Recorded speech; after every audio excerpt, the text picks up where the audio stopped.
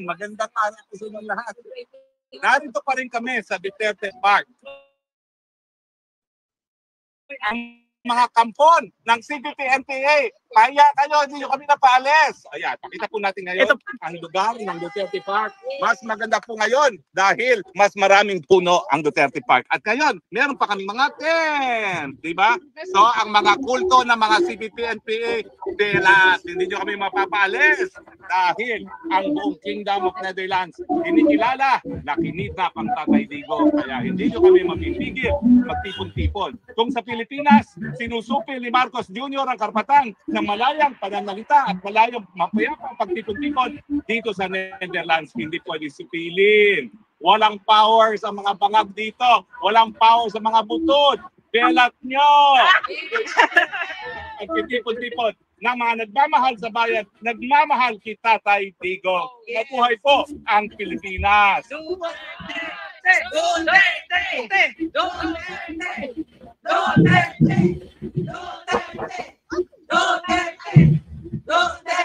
Nakita niyo po ha, walang kupas ang pagmamahal ng mga kababayan natin kay Tatay Digo. Kaya po, kahit ano pang gawin ng mga kampo ng CPP-NPA, mga bangag at saka mga dilawang na nagsanib puwersa na, ang sigaw ng taong bayan ay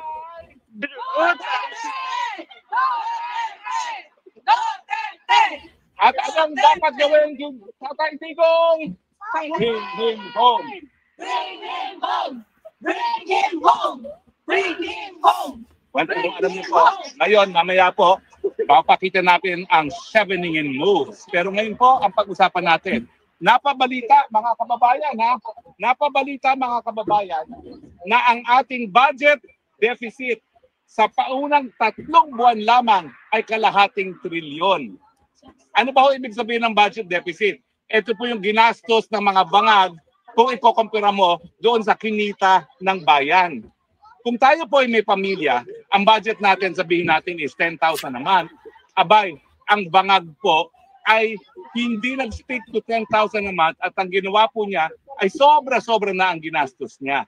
Ang ating budget po para sa taong ito ay 6 trillion. Pero ngayon pa lang po, ang ating budget deficit ay kalahating trilyon na sa unang 3 taon. Kung magpapatuloy po yan sa 3 pang quarters, ibig sabihin yan, 5, 10, 15, 20. Ang magiging budget deficit natin ay 20 or 2 trillion. Ibig sabihin, sa 6 na trilyon na budget natin, ang hindi natin kikitain ay 2 trillion. Saan natin kukunin yan? Yan po is pangungutang. Unang question, bakit ganitong kalaki ang ating budget deficit na kalahating trilyon sa unang buwan pa lang ng gobyerno? Siyempre po, pangungurakot. Bakit? Panahon kasi ng eleksyon. Anong ginawa nila? Nagbigay ng akap, nagbigay ng tupad, nagbigay ng kung ano-anong ayuda. Kunwari ayuda, pero vote buying. Kaya po, kalahating trilyon na ang ating budget deficit. 3 buwan pa lang. Mantakin ninyo, kapag ito ay nagpatuloy na kada 3 buwan, kalahating trilyon sa isang taon, 2 trilyon sa natin kukunin yan. Kung sa ating budget na 6 na trilyon, 2 trilyon ang hindi pa ang uutangin natin. So kapag hindi po kasi nagbalanse ang budget, ibig sabihin yung kumikita ng gobyerno ay katumbas ng kanyang ginagastos sa natin kukunin. Di numero 1, mangungutang na naman tayo. Mantakin nyo, kinurakit nila ang pera at ang pinagkunan nila ng mga kinurakot nila, uutangin na tayo po ang magbabayad. Pangalawa, magpapataw na naman sila ng mas mataas na buwis. Kaya nga itong rekto na ito, hindi lang siya nagsimula ng VAT.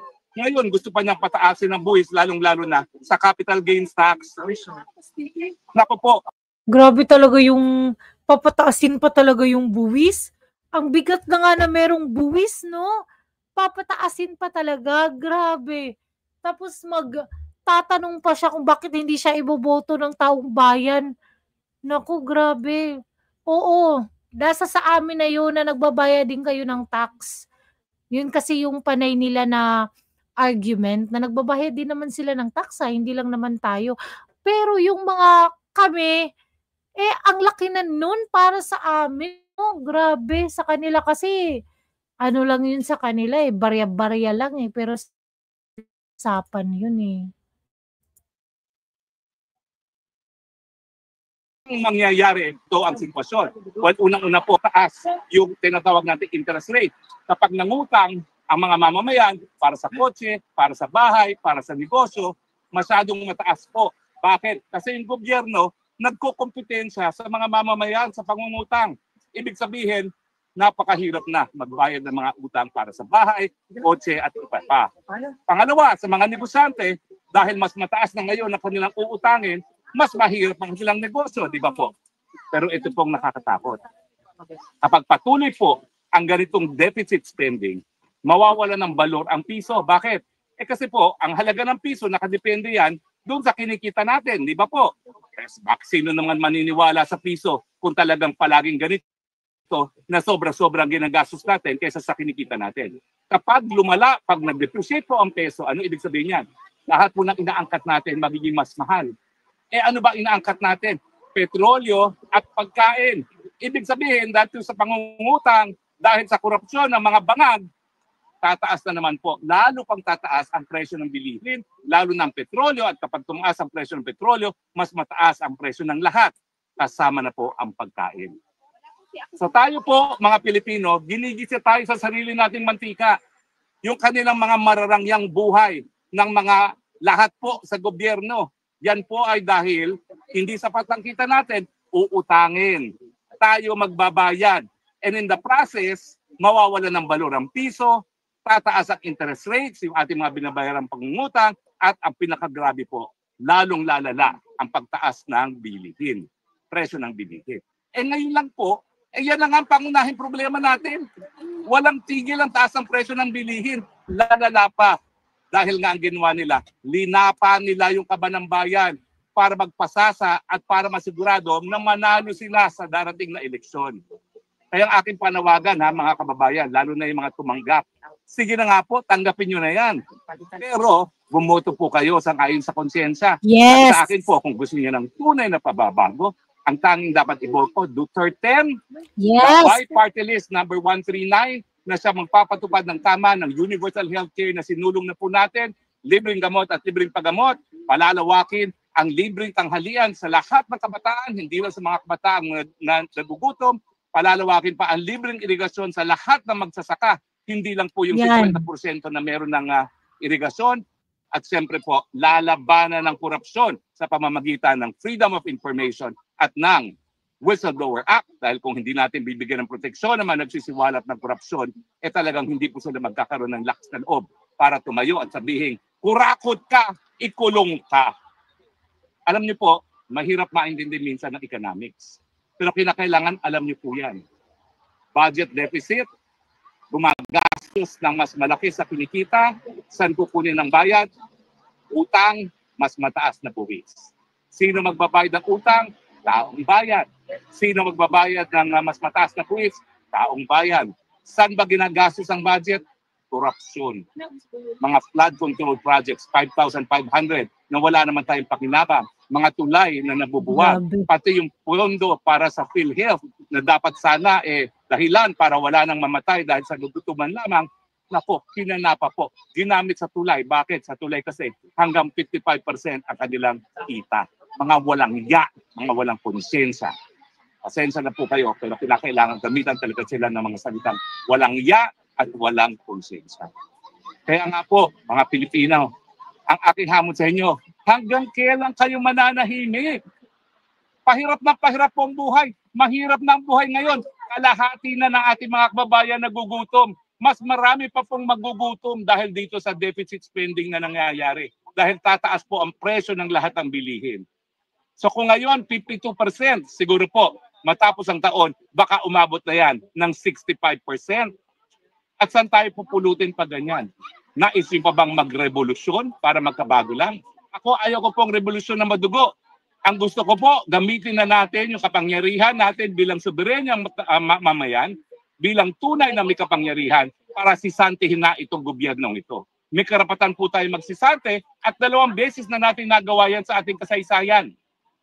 Wala pong illegal dyan, basta ang gagawin natin, mapayapa. Ginagamit lang po natin ang ating karapatan kung tayo po ay magsisisante ng walang silbing gobyerno sa mga mapapayapang pamataan. Pero kung tayo po ay mamanahimik, kung aantay pa natin yung hagupit ng bayan, dyan po talaga tayo magkakaproblema. Dahil kapag talagang gutom na gutom ang taong bayan, hindi po siguro maiiwasan ang pagdaloy ng dugo na ayaw ko pong mangyari. Kaya ngayon pa lang, gamitin natin yung eleksyon. Pero talagang ang tingin ko po, hindi sapat na iboto ang mga senador na tututol sa impeachment ni Presidente, ni Vice President Duterte. Kinakailangan palitan ng ulo mismo. Dahil kapag ang ulo ay wala sa tamang pag-iisip, walang solusyon sa problema, lalong-lalo na sa problema ng pagkagutom, sa problema ng pagtaas na presyo ng bilihin, kawalan ng trabaho at mga mababang sweldo. So mga taga-head, kayo, punti tayo rito. Saan po kayo galing? Ireland. Ireland. Ba't po kayo nandito? Siyempre, to show our love and support to President Duterte. Hindi nyo sa natin dito. Kayo po. Dublin, Ireland. Dublin, Ireland. Oh, sino ang pinakamalayo ngayon na pinanggalingan? Dublin, Ireland. Kayo po, saan po kayo galing? Dublin. Alam niyo po, sa Dublin, sila talaga eh. Paya daw kayo. Okay, ito na po pinagkakaantay natin. Yeah. Yung mga chevening moves. Okay? Okay. And a 2, and a 3. Bangat, bangat, bangat. Bangat, bangat, bangat. Bangat, bangat, bangat. Ngiwi, ngiwi, ngiwi. Ngiwi, ngiwi, ngiwi. Ngiwi, ngiwi, ngiwi. Butot, butot, butot. Butot, butot, butot. Butot, butot, butot. Ano ang sigaw ng bayan? Bring him home! Bring him home! Bring him home! Galing po sa Duterte Park, dito sa Sabingen Detention Facility. Ito po ang inyong spokesman ng bayan, nagsasabi, gising na Pilipinas! Panahon na para magbago! Otherwise, baka it will be too late. Maraming salamat po sa inyong pagtangkilik.